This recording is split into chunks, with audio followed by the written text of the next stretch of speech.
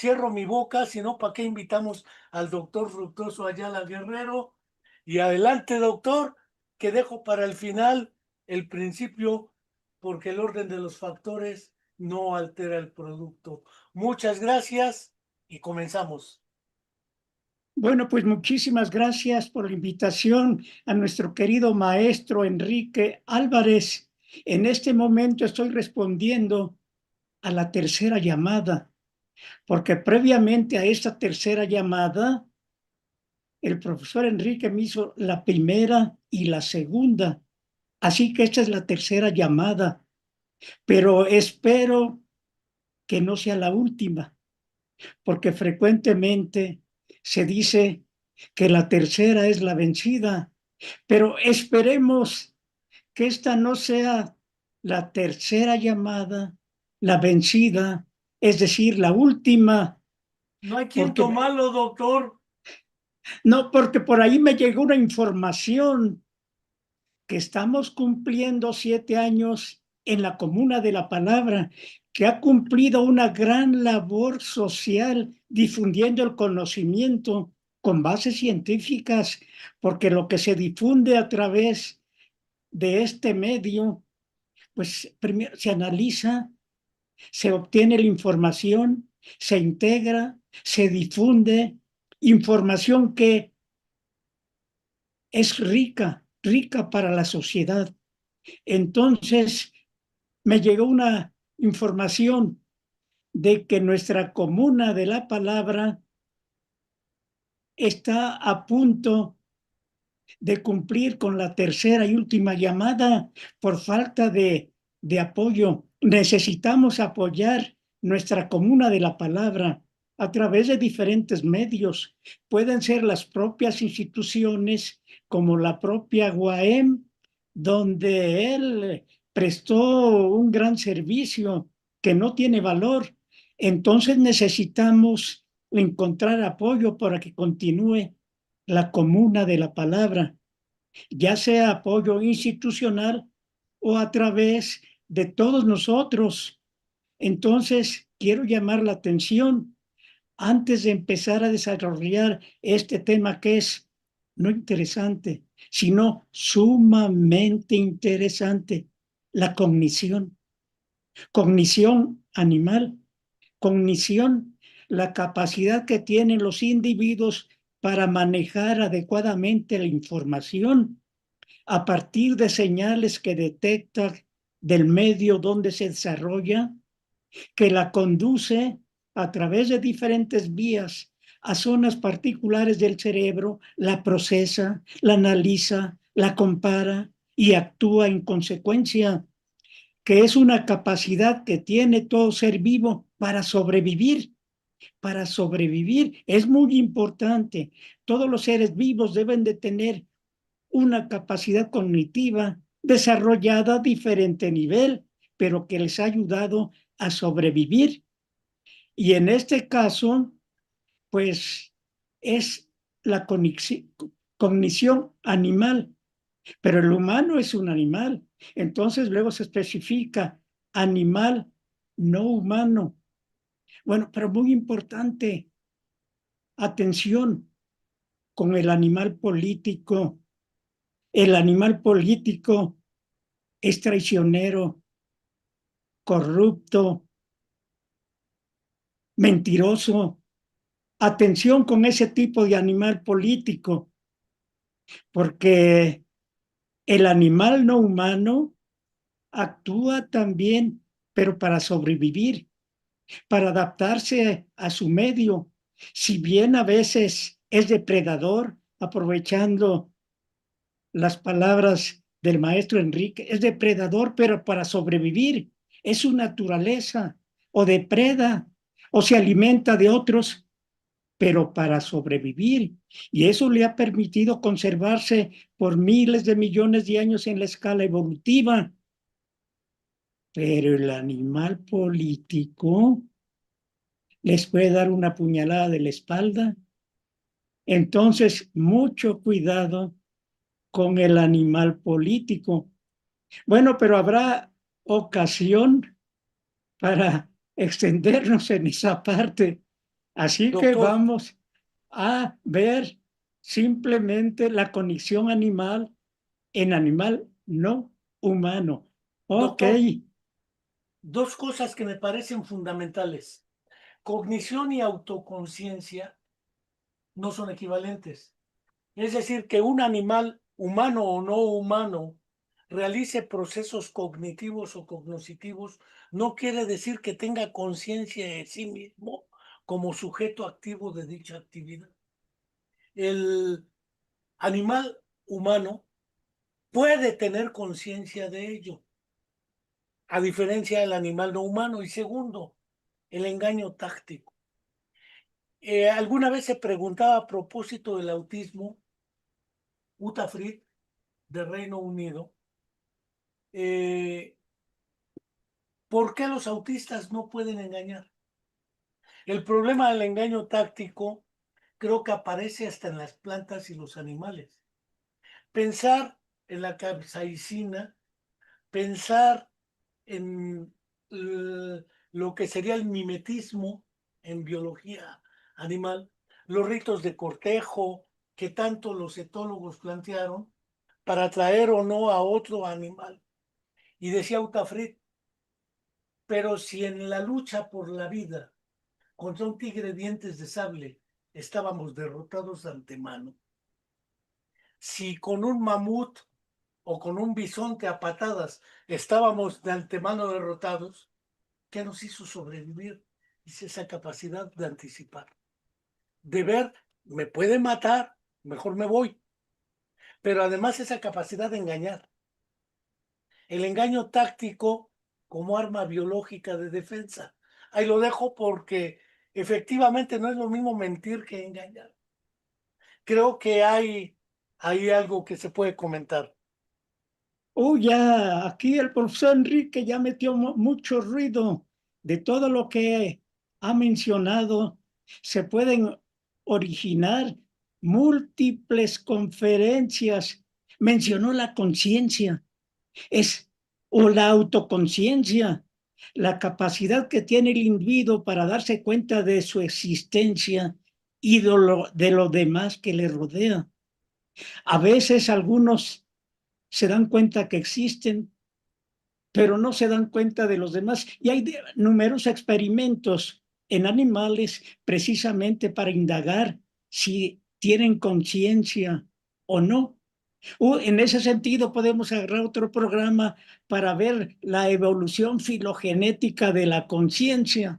Bueno, pero Está lo apuntado, dejaremos, ¿eh? Está apuntado para otro sí, programa, doctor. lo dejaremos para otra ocasión. Es que este maestro mete mucho ruido. Dos, la mentira. Miren, aprovechando esto, por ahí tengo una videoconferencia que dura como una hora y le puse el valor social y biológico de la mentira. Mentir es positivo. No es cierto que siempre la mentira es negativa, aunque luego le llaman mentiras piadosas para disminuir la intensidad de una mentira. No, pero el mentir también podemos hacer un análisis evolutivo de la mentira porque es muy importante para sobrevivir. Los animales están mintiendo constantemente porque de otra manera, si no mienten, mueren. El animal político miente por mentir, no porque vaya a morir. Tranza a los demás para su beneficio propio y el animal lo hace para sobrevivir. Ya dijo el maestro Enrique, el mimetismo tiene que simular algo, se tiene que esconder, engañar, está engañando a sus predadores. De esa manera sobrevive, o algunos se disfrazan, sacan su lengua y tiene una forma como de gusano y eso atrae a los peces. Se acercan creyendo que ahí tienen comida, van a agarrarla y se cierra la boca del dueño de esa lengua y se los traga. Entonces vean, tiene que mentir pero para sobrevivir. Pero el animal político, porque está mintiendo, es un enemigo para la sociedad. Bueno, entonces, como ven, ahí tenemos otra línea de trabajo para otra conferencia, el valor biológico de la mentira y el valor social de la mentira. Eso tiene muchas aristas que analizar. Y también hay que ver, porque la mentira tiene un desarrollo ontogenético. Es decir, si analizamos al mismo humano, el niño, como se dice, el niño y los borrachos dicen la verdad. Bueno, pero hasta cierto punto tienen razón, porque miren una cosa, aprovechando la mentira. La mentira es un proceso cerebral complejo, porque inicialmente cuando está organizando el cerebro, recibe estímulos y la respuesta es natural. Hay vías que indican, este es el estímulo y automáticamente es la respuesta. Pero en la mentira entra el estímulo, llega al cerebro del que analiza esa información y ahí la modifica. Entonces ya no es un reflejo, ya empieza a sacar información de estas partes para transformar esa función natural y ya lo que sale es mentira, ya la ha modificado. Bueno, ahí intervienen los procesos cognitivos, que interviene información almacenada en el cerebro y el dueño del cerebro sabe cuál es la realidad, pero la transforma. Por eso hay que reconocer que un buen político es un buen mentiroso, porque su cerebro tiene la gran capacidad de convertir las verdades naturales en mentiras. De ahí el término, un político pobre es un pobre político. Entonces, mis respetos porque son inteligentes, pero utilicen su inteligencia para beneficio de la sociedad, no para su propio beneficio. Perdón, ya me salí regresando. Regresando un poco, doctor, Sí. dos nociones utilizaste, la de inteligencia, la de conciencia la dejamos. Eh, ¿Estás pudiendo los miércoles? Porque si puedes los miércoles en caliente, el siguiente miércoles podemos tener una charla dedicada a la evolución filogenética de la conciencia.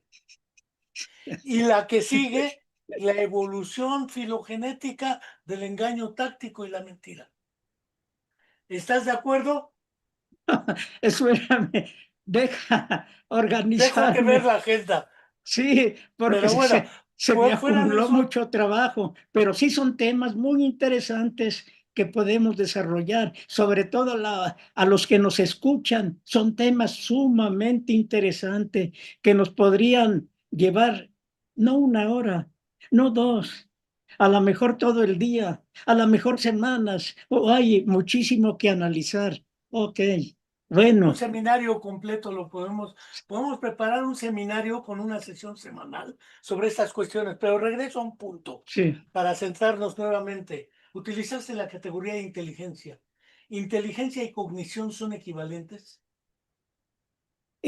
No, porque la cognición es un término más complejo.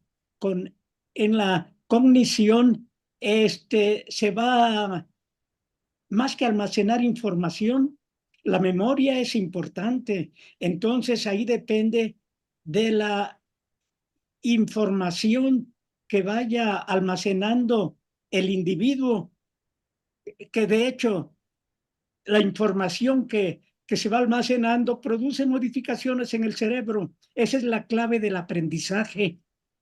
Cuando estamos aprendiendo algo y lo retenemos, eso quiere decir que nuestro cerebro se ha modificado, porque físicamente, ¿qué significa saber más que antes?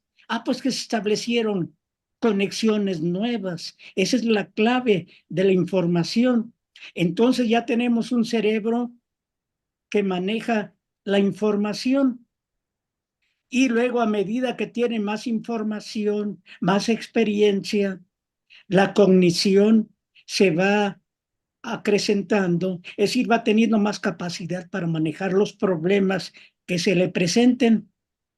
Ahí parece ser que pudiera similar a la inteligencia, pero no, porque la inteligencia no está relacionada con la cantidad de información que tiene el cerebro.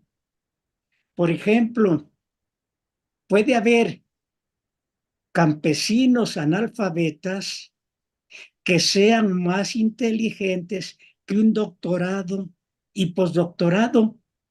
El doctorado y postdoctorado tiene una gran cantidad de información en su cerebro por los escenarios donde se ha movido para almacenar información de manera sistemática. El campesino, pues no tiene información, es información almacenada. Ah, pero puede ser más inteligente. ¿Qué quiere decir esto? Que puede tener una mayor capacidad para los problemas que se le presenten en su ámbito, para resolverlos. Entonces, la inteligencia es una capacidad que tiene el individuo para resolver problemas, para adaptarse en su medio. Entonces, en ese sentido, pues como que hay diferencias con la cognición, que también es capacidad, pero también ahí influye la cantidad de información que tiene almacenado en el cerebro. Bueno, pero ya Entonces, sé que no te dejé convencido, pero eso merece otro seminario. no, incluso ya alguna vez entre los psicólogos, Eh, porque la categoría de inteligencia aparece prácticamente con Alfred Binet y otra serie de personas desde el siglo XIX. Sin embargo, la categoría de cognición es una construcción mucho más reciente, prácticamente del siglo XX. Y la categoría de cognición probablemente está más relacionada a cómo un individuo conoce por lo menos su entorno y después a sí mismo en ese entorno. Pero son niveles de expresión de una y otra. Si para ello depende de la percepción, la atención, la memoria, el razonamiento y otra serie de elementos de juicio teóricos o metodológicos al respecto, valdría la pena considerar que nosotros, los humanos, utilizamos ese conocer, ese aprendizaje para fortalecer la inteligencia y derivaban inteligencia práctica en el caso de Wolfgang Keller, Kurt Kafka, Max Wertheimer y otra serie de personajes que trabajaron con primates, el mismo Franz de Waal, eh, Jane Goodall y otros. El problema de que la cognición entre los animales implica también incremento en la actividad inteligente. La relación entre inteligencia y cognición, si no es directamente proporcional, como dices, los postdoctorados no quitan lo tarado, decía sí, el buen Serafín Mercado Domenech, de quien te acordarás sí. perfectamente. Los doctorados no quitan lo tarado, pero el volumen de información no es lo determinante, sino cómo se organiza. Y la organización es una categoría que acabas de meter en los asuntos de las modificaciones cerebrales que no se ven anatómicamente, pero sí fisiológicamente. Cierro mi boquita. Sí, mira, ese es otro tema muy interesante, provocador, que merece otra sesión en la comuna de la palabra. Eso de cognición, el darse cuenta de, quiere decir que el sujeto está consciente de lo que está percibiendo, que puede ser peligroso o no y puede responder en consecuencia.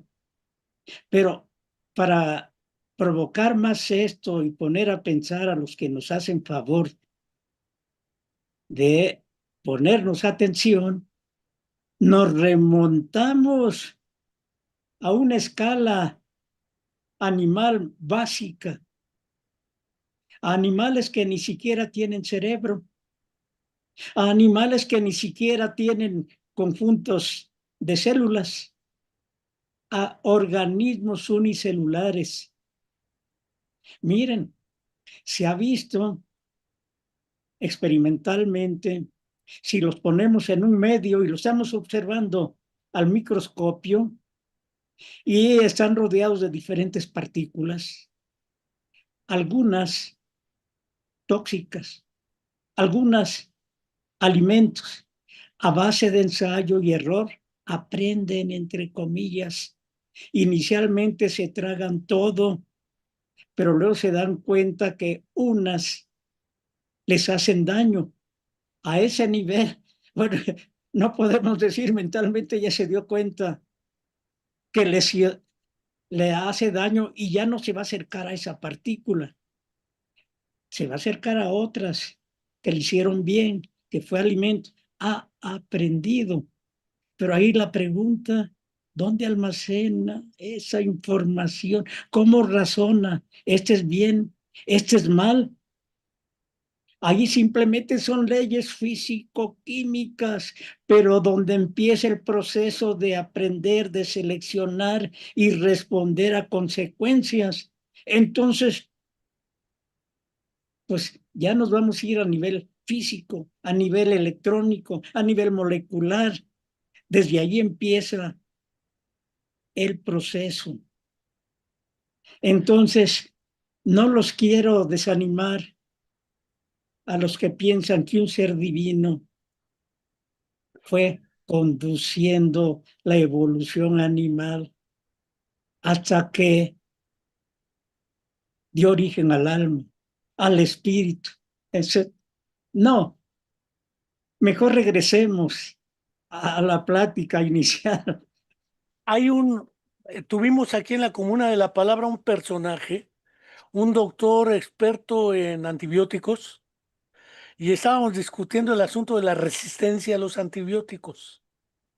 Cómo las bacterias, que no las vemos a ojo de buen cubero, son capaces de adaptarse y resistir ciertos antibióticos, de modo tal que la industria químico-farmacéutica se ve en el dilema de estar, valga la noción, mejorando o incrementando la capacidad de combatir cierto tipo de bacterias patógenas. Valga el conceptejo ese de bacterias patógenas. El problema es que la resistencia a los antibióticos obedece al mecanismo que estás planteando. No es en sentido estricto un proceso de aprendizaje organizado cerebralmente, porque los seres unicelulares no tienen esa capacidad o ese sistema que les permita organizar la información en una memoria, pero fisicoquímicamente reaccionan selectivamente con un comportamiento básico que está en el protoplasma vivo, o evitación o acercamiento. Y me estoy acercando a Clark Kelley-Hull cuando hablaba de la conducta de evitación, pero es una parte de la propiedad del protoplasma vivo. Evitar o buscar, si no, no fagocitan. Es parte de la actividad vital y de sobrevivencia. ¿Qué podemos seguir con esto? De la cognición, doctor, porque efectivamente estamos metidos en un brete en la cognición animal. Pienso en un nivel más complejo. Un tigre que persigue a una gacela. La gacela va a 40 kilómetros por hora. El tigre tiene que reconocer la dirección, la velocidad y el sentido del movimiento de la presa, porque si la presa cambia de dirección y sentido y el tigre se va de filo, pues se muere de hambre. Es decir, debe reconocer dirección, sentido, velocidad y a la presa de un depredador. Esto implica una actuación que le permite sobrevivir en perseguir a la presa, lo cual significa que su sistema cerebral le permite realizar esos procesos de reconocimiento, dirección, sentido, velocidad, tamaño de la presa, movimiento, espacio, etcétera. Eso es cognición animal. Sí, y es muy interesante.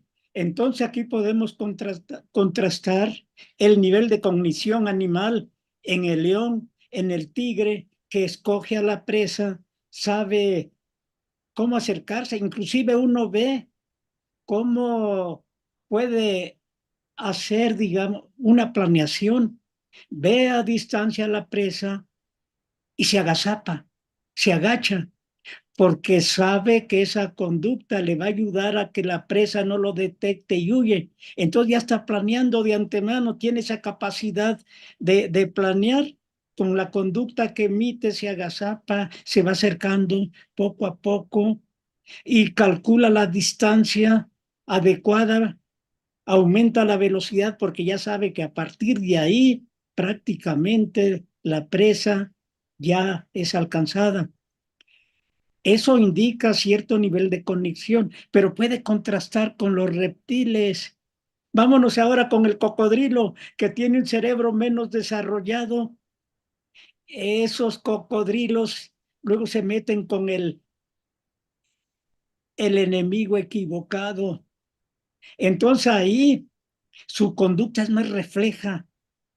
No le permite su cerebro analizar, no, si le ataco es un peligro, me puede matar. Mejor no la escojo como hacen animales más desarrollados como tigre y león.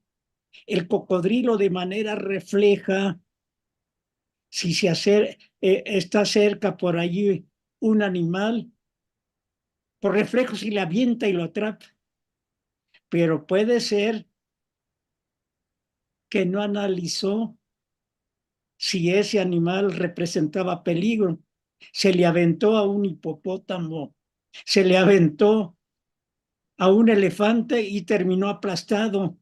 Entonces, ahí se ve que hay una diferencia en los niveles de cognición, nada más entre grupos de animales como son mamíferos y reptiles.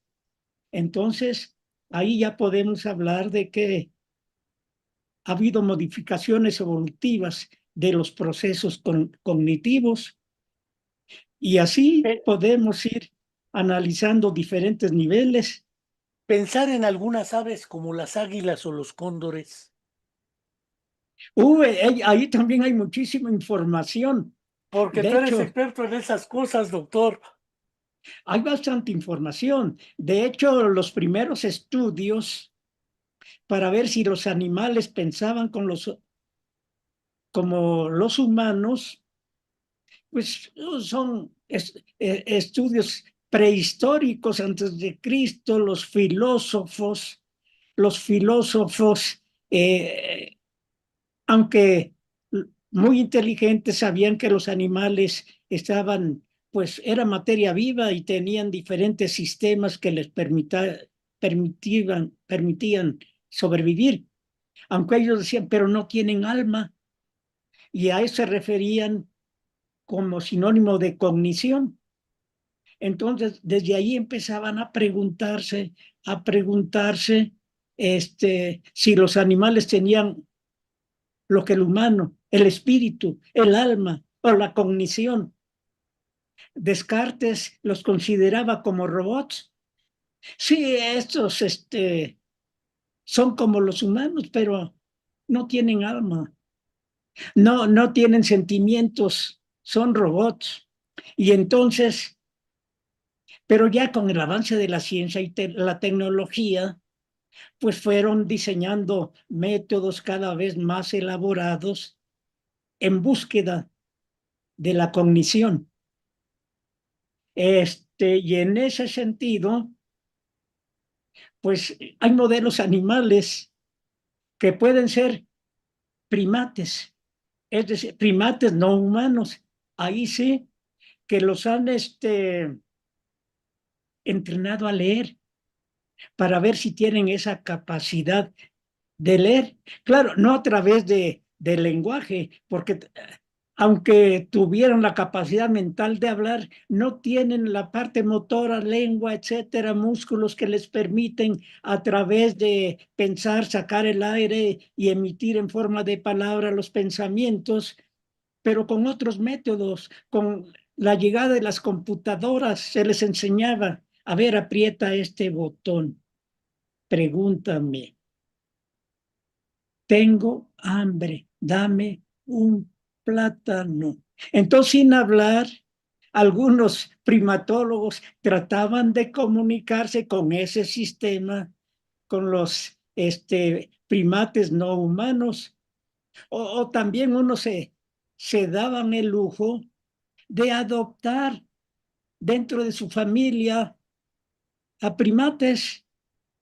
Uno de ellos conocido como Coco, un primate que fue adoptado por una familia para ver si podía evolucionar cognitivamente hablando, pero tuvo muchas limitaciones. Pero hay muchas conductas de los primates que muestran cierta capacidad cognitiva. Algunos utilizan herramientas, y recordemos que el humano en parte se indica que evolucionó cuando liberó las manos, liberó las patas anteriores. Le sobraban esas patas, pero le sirvieron para producir trabajo, es decir, modificar el medio. Ya no nada más utilizaba el medio para sobrevivir, sino que lo modificaba a su favor. Bueno, ese tipo de conducta evolucionada se ve en algunos primates no humanos, algunos, los que comen insectos, hormigas o algo, utilizan palillos para escarbar ahí donde está el nido de las hormigas y tragárselos. Entonces, eso significa un nivel de cognición elevado. Otros que comen nueces utilizan piedras adecuadas para romper las nueces y poder comérselas. Otros que comen cangrejos también utilizan herramientas para romper el caparazón. Entonces eso quiere decir que tienen un nivel de cognición ya relativamente evolucionado. Entonces hay modelos animales, como en este caso primates no humanos. A nivel de los laboratorios se han utilizado perros, gatos y otros animales para ver, por ejemplo, los mecanismos reguladores del sueño, lo que no se puede obtener en el humano para entender cómo funciona X situación. Se han utilizado modelos animales y luego surgieron las aves. Oh, también, sorpresa, descubrieron que unas aves hablan, los loros, las guacamayas, pero la pregunta, ¿tiene contenido mental eso que dicen? Perro, burro, y los marineros tienen fama por enseñarles groserías a sus mascotas, ¿sabes? Pero lo hacen de manera consciente o es simplemente un reflejo. Ahí queda la duda. Como es un fenómeno subjetivo, pues no se sabe si esas palabras que aprendieron las pronuncian simplemente sin saber su significado. Pero sí, las aves han sido también un modelo para hacer análisis cognitivo. Los cuervos se consideran que son muy inteligentes y sí, ellos también implementan su pico o agarran ramitas para llevar a cabo alguna tarea que modifique el ambiente a su favor. Entonces, a nivel de las aves, también hay modelos animales estudiando la cognición, las chachalacas. Ya cállate, chachalaca, no Así sabes le lo que dijeron dices. Sí, entonces no sabemos si esa chachalaca presidente lo que decía era un reflejo de hablaba por hablar o lo hacía conscientemente, como es algo. Bueno, Entonces, vean, también hemos aprendido mucho de los animales no humanos. Y así, y ya si bajamos más la escala, ya es más difícil tener modelos animales para analizar funciones cognitivas. Pero sin embargo, atención, la mosquita de la fruta, un insecto que ni siquiera tiene cerebro, tiene un ganglio cerebroide, pero tiene en ese ganglio cerebroide, lleva a cabo funciones cerebrales consideradas superiores en el humano, como es el sueño. Hay mosquitas de la fruta que han servido como modelo para estudiar el sueño o para estudiar enfermedades como el Parkinson, el Alzheimer. Aquí tenemos una mosquita que antes ya había aprendido dónde estaba el alimento, pero este es un modelo de Alzheimer, ya se le olvidó.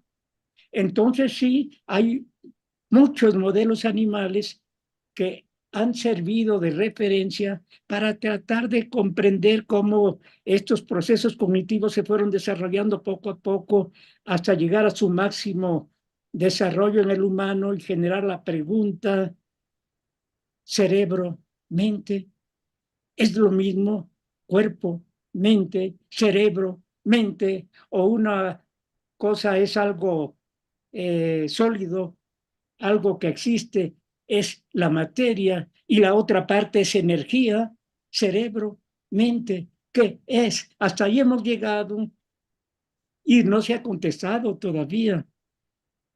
Hay dos cuestiones que son fundamentales. Agradecemos el mensaje de Elizabeth Mulato, una de nuestras seguidoras, que además pregunta sobre la estrella de mar. ¿Qué hay al Estrella, respecto, doctor? Sí. estrella de mar. Uy, buena pregunta. Y la verdad, no he yo detectado información en relación con procesos cognitivos en la estrella de mar. Tengo información del pulpo, por ejemplo, que es muy inteligente, hasta ha servido modelo para ciertas tareas de aprendizaje y también él es capaz de emitir muchas mentiras, se disfraza para cazar a las presas o bien para defenderse. Así que el pulpo tiene la capacidad cognitiva para modificar los simples reflejos, para engañar. Entonces, también hay otro molusco como es la plicia o caracol de mar, que ha servido como modelo para el aprendizaje. Pero regresando a la pregunta inicial, no recuerdo ahorita tener información de la estrella, de la estrella de mar. Oye, doctor, recuerdo que el biólogo chileno no fallecido no hace mucho, Humberto Maturana, en un artículo cuyo título latino es Percapiere, algo así como percibir, Percapiere, refiere el caso del pez que tiene ojos, pero es ciego. Y la pregunta que se hacía Maturana es, ¿para qué carajos quiere los ojos un pez que es ciego de profundidades de mar? Y dice, es que los ojos no son ojos porque te ven, es ojos porque los ves. Es decir, tiene los ojos y cuando lo quieren depredar, quien lo ve se comporta como si el pez ciego con ojos lo estuviera viendo. Eso significa que es parte del engaño táctico biológicamente condicionado para la autoprotección. Son casos muy particulares. Podemos hablar de fenómenos más complejos. Franz de Waal ha sido experto en ello. Lo que es teoría de la mente. Woodruff y Premack.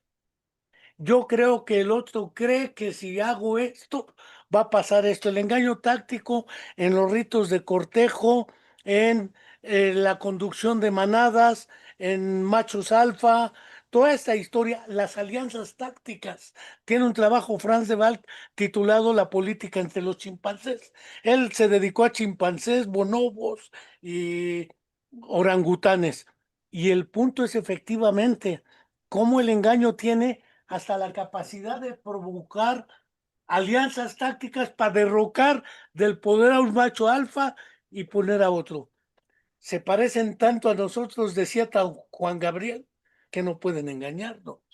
El problema de la cognición es un problema, según planteas, asociado necesariamente con la evolución de un sistema nervioso y particularmente encefálico. ¿Es así? Más, pues sí, un sistema nervioso a sistemas de interacción medio ambiente y medio interno. Es decir, porque como ya había mencionado en algunos animales que ni siquiera tienen cerebro, pues tienen esa capacidad de interactuar con el medio y modificarlo sin que sea simplemente un reflejo. Y ya que hablaste de los sistemas de evolución, aprovechando a la Si no se audiencia, ve porque tu fondo de pantalla lo anula. ¿no se ve el libro? No, porque se ve el fondo de pantalla. Y ahí, No, no, con que nos digas el título, porque no se va a ver. pues miren, trataba de proyectarles, pero ya me dijo el maestro Enrique que no se ve. Un libro de evolución filogenética del sueño, que es otro de los procesos mentales cognitivos muy complicados, porque abordamos de la idea desde los animales que no tienen cerebro hasta un cerebro muy desarrollado como es el humano. Entonces, en ese sentido, pues también pudiéramos abordar la cognición, que no necesariamente está relacionada con un sistema nervioso como el que conocemos, sino que está relacionado con estructuras, con mecanismos que tiene el organismo, aunque este no tenga cerebro, pero tiene métodos de comunicarse. A ese nivel, la comunicación es a través de partículas, hasta hay comunicación de tipo químico. De hecho, aprovechando esta información, nuestro cerebro, el cerebro humano que maneja muchísima información y que está constituido por millones y millones y millones de unidades y conexiones neuronales, básicamente es un sistema que maneja actividad físico-química. Y eso recuerda nuestro origen cerebral de la comunicación de los animales más sencillos, de la comunicación de la materia viva, la más básica, porque aún nuestras funciones calificadas como funciones cerebrales superiores, aprendizaje, memoria, pensamientos, imaginación, sueños, son el resultado de interacciones físico-químicas. Bueno, pero qué queremos decir con esto para apoyarnos en todo lo que estamos comentando? Bueno, simplemente la información que se maneja, por más complicado, evolucionado, complejo que sea el cerebro, esa información es el resultado de interacción físico-química que se va codificando. Es, es la capacidad de los cerebros que va interpretando esa información físico-química. ¿Cómo se inicia? Aún en el mismo humano, para no remontarme a los protozoarios. Ahorita me están escuchando porque mi voz produce un efecto físico, presiona el aire del ambiente, empuja las moléculas, llega a los receptores auditivos, ahí los sacude, quiere decir, ya detectó esa señal. Pero ¿qué pasa ahí? Ahí hay intercambio de sodio y potasio, de iones. Y ese intercambio ya da origen a cambio de la membrana, ya se detectó ahí, pero no se queda allí. Ese fenómeno produce un fenómeno eléctrico que recorre todos los axones, todas las neuronas y llega donde termina una neurona, pero hace relevo con otra. Pero para que brinque la información, se liberan sustancias químicas que otra vez producen ese fenómeno físico-químico. Y así se va conduciendo la información hasta que llega a los centros donde se procesa la información. ¿Qué es esto? Cambios eléctricos, cambios de sodio, potasio, cambios físico-químicos. Hay que darle significado. Entonces ahí hay códigos. Entonces ya de alguna manera ahí empieza a tener significado ese fenómeno físico-químico y de esa manera se integran respuestas a un estímulo. De esa manera se guarda información, de tal manera que queda guardada la información en diferentes lugares del cerebro y después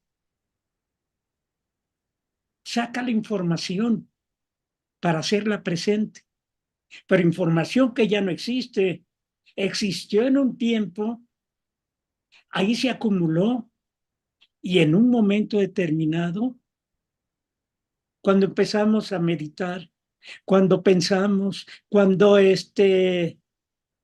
reflexionamos, traemos información de eventos que ya no existen, pero están ahí, se sacan, pero siguen siendo fenómenos físico-químicos que se siguen interpretando y lo convertimos en escenas, imágenes, en algo que no existe, pero es este fenómeno que le da razón de existir y que todavía no se sabe cómo.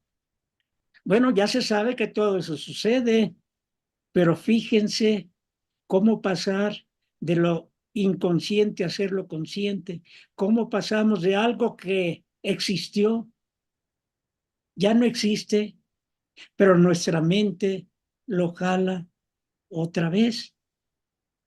Entonces, escúchenme, sus pensamientos, sus funciones cerebrales superiores no son más que el resultado de fenómenos físico-químicos. Ah, pero esos fenómenos varían, la interacción de esos fenómenos físico-químicos varían. Moraleja, almacenen información útil, importante para sobrevivir. Ahí la tienen y la van a utilizar cuando más la necesiten. Si almacenan basura, basura van a recuperar. De hecho, aprovechando este término, les diré que nosotros, nuestro sistema nervioso, se desarrolló para estar interactuando con el medio y recibir información. Estamos bombardeando, siendo bombardeados por la información que se almacena, pero ahí viene la importancia, selección de la información. Se selecciona basura, es decir, que no es útil para el individuo y se escoge aquella que es útil. La de la basura se hace a un lado, la útil la pueden utilizar. Moraleja, traten de almacenar información útil para su sobrevivencia. Vean qué hacen, dónde se mueven, en qué escenarios, qué amigos tienen, en fin. Bueno, mejor Doctor, me regreso. para ir cerrando un poco, hay dos cosas que me parece importante comentar. Tú, mejor que yo, para no hablar del sueño, porque pues sería como meterme con Sansón a las patadas. Hablar del sueño y la ensoñación, que no es lo mismo aunque parezca igual. Cuando Freud publica en 1900 su interpretación de los sueños, no se refería al sueño al que te has referido. Recuerdo cuando tomé psicofisiología del sueño en la materia con José María Calvo, a quien tú debes tener bien claro quién es el José María Calvo.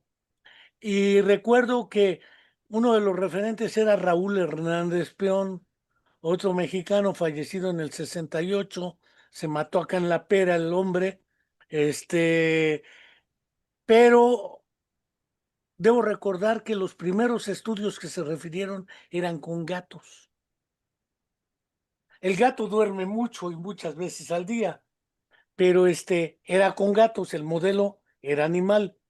Yo no recuerdo referencias que hablen de la filogenia del sueño, a no ser que sean los trabajos de Fructuoso Ayala Guerrero. Yo creo que tú mejor que yo sabe de fisiología del sueño en su evolución filogenética, pero hiciste dos afirmaciones que vale la pena tomar en cuenta. La primera, el sueño es también un proceso cognitivo. Y Y la la segunda, hablaste de mente.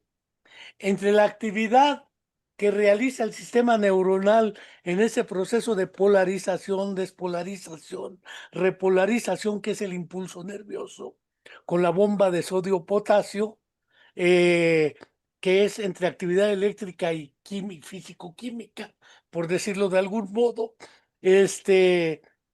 a lo cual John Eccles se dedicó claramente en la sinapsis, que es la otra historia, la de las redes neuronales. ¿Qué es el sueño? Es un proceso cognitivo y lo mental es equivalente o es lo mismo que lo que describiste, porque si es lo mismo, ¿para qué hablamos de lo mental? Ahí lo dejo.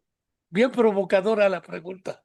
otros pensamientos provocadores que nos llevarían varias semanas en seguir filosofando. Ya nos hemos salido de la ciencia a la filosofía, y es que como la ciencia tiene limitaciones, a veces deja preguntas sin contestar. Entonces hay que recurrir a la filosofía para que nos conteste lo que la ciencia todavía no ha contestado. Y en relación con el sueño, es muy importante también aquí especificar. El sueño viene del latín somnus, somnus, que significa lo mismo el proceso de soñar, es decir, esa actividad mental que aparece mientras estamos durmiendo, pero también el proceso de dormir. Y en español, el sueño lo utilizamos para ambas situaciones, para referirnos al proceso de dormir o de soñar. En otros idiomas, afortunadamente, no tienen ese problema. En inglés, pues es dream y sleep. En francés, rêve y sommeil. En portugués, sono, sueño. Entonces, en varios idiomas hay esa diferencia, pero en español hay que ver en qué contexto se pronuncia sueño. Si es que me refiero a esa actividad de reposo, estoy inmóvil, o a la capacidad mental, que es muy interesante, que ahí podemos hablar también filogenia del proceso de soñar, que es más complicado.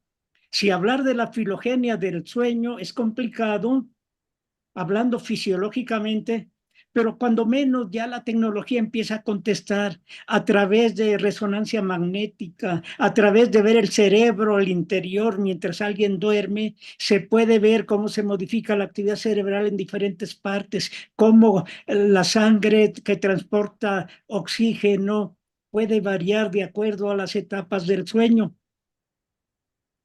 Y a lo mejor algún día puede decir, fulano de tal está soñando, porque se ve que algunas regiones cerebrales se activan y en ese sentido se considera al humano como un animal óptico, porque sobre todo su vía visual está muy desarrollada y se comunica bastante con el medio. Y eso se refleja en los sueños, cuando duerme. La mayoría de ellos son ópticos. Si no, no me dejarán mentir los que están escuchando. Miren, les apuesto su calificación, no les digo, a que sus sueños son de carácter visual en primer lugar. Los demás son secundarios. Pueden tener sueños táctiles, auditivos, pero ya en menor escala y menos O los, olfatorios. o en el caso de los ciegos, congénitos. Hacia allá iba. Entonces, vean, y eso nos lleva a decir, a indicar que los sueños tienen cierta relación con nuestras vivencias mientras estamos despiertos. Claro que luego el cerebro distorsiona, pero a partir de hechos reales construye hechos irreales, pero toma como referencia algo que previamente conocemos. Y en ese sentido se indica que el proceso de soñar surge cuando por diferentes motivos todavía no conocidos se activan regiones cerebrales que almacenan información de memoria, porque para construir una historia mientras soñamos hay que tener material, hay que recurrir a la memoria. Se jala, se jala. Entonces, en ese sentido se ha relacionado memoria con los sueños. Pero es algo subjetivo, no se puede todavía comprobar. Vámonos con los ciegos. Bueno, ya dicen que el humano tiene un sistema visual muy desarrollado. Vamos a estudiar los ciegos. Agarramos un grupo de individuos ciegos y les preguntamos qué tipo de sueños tienen. La mayoría dice que no tiene sueños visuales, pero sorpresivamente algunos dicen que sí tienen sueños visuales. Y uno puede decir, no, no, no, no, estás inventando si no ves. Y lo que soñamos está en relación con lo que almacenamos a través de nuestras vías sensoriales. Bueno, ya con calma, tengan calma, reflexionen. Aquí hay unos ciegos que efectivamente dicen que no tienen sueños visuales, tienen auditivos o de otro tipo. Bueno, ya, viendo su historial clínico, son sueños de nacimiento, nunca vieron, nunca se comunicaron a través de la vía visual. Y estos que me quieren hacer trampa, que dicen que sí tienen sueños visuales y son ciegos. Pero en su historial indica, son ciegos ahorita. Pero en los primeros 5 años, mientras maduraba la vía visual, todavía veían. Por algún motivo, perdieron la capacidad de ver. Entonces, ahí sí es posible que tengan todavía sueños de tipo visual, porque ahí en alguna parte de su cerebro quedó la información que entraba a través de la vía visual, que ya no funciona más, pero ahí quedó esa información, que ahora es una información de tipo virtual, pero que el durmiente la hace presente. Se pone feliz cuando duerme y sueña, porque ve, se deprime al despertar que todo fue un sueño, porque no puede ver. Bueno, ya nos fuimos a cosas filosóficas O literarias. o ¿Alguna literarias, vez, sí. doctor, has tenido contacto con ciegos sordos congénitos como Helen Keller? No, después de hacer parte de estudiamos el sueño en ciegos y por eso tengo mucha información. Y eso nos dirigió a esta otra parte. Bueno, ahora vamos a seleccionar sujetos sordos para apoyar esta teoría de que, Hipótesis, sí. o hipótesis de que lo que soñamos se relaciona con lo que tenemos almacenado en el cerebro, es decir, con la memoria. Desafortunadamente, no les tengo información. No pudimos llevar a cabo ese proyecto. Nos movimos del lugar y está pendiente, pero sí es muy importante hacer ese tipo de estudio. Así que por este medio, si por aquí, iba a decir si nos escuchan, no, si nos ponen atención, personas que no escuchan, ese, pudiéramos retomar ese proyecto. Bueno, Finalmente, doctor, para ir cerrando ya, llevamos una hora, hemos compartido el trabajo de la evolución del sueño en niños con autismo. ¿Qué nos puedes decir al respecto en el autismo y los sueños? O el dormir, o el soñar. este es un tema otra vez provocativo. Se indica que los niños autistas tienen un pensamiento concreto. Cuando se les dice que está lloviendo a cántaros, un sujeto con desarrollo cerebral normal y ha aprendido de otras personas que llover a cántaros es que está lloviendo intensamente, o dicen se está cayendo el El cielo a cielo. pedazos, sí, lo entienden, pero estos niños con autismo lo entienden literalmente. A ver, ¿dónde se está rompiendo el cielo que dicen que está cayendo a pedazos? ¿O dónde están los cántaros que están cayendo? Lo entienden literalmente.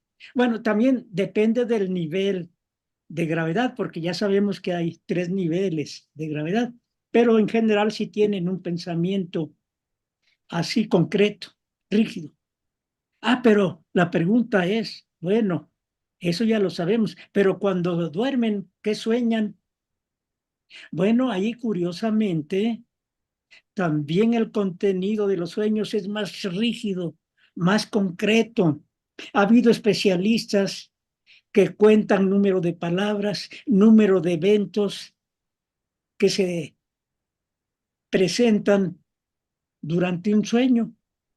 Y en ese sentido, tiene mayor contenido el sueño de una persona que no es autista.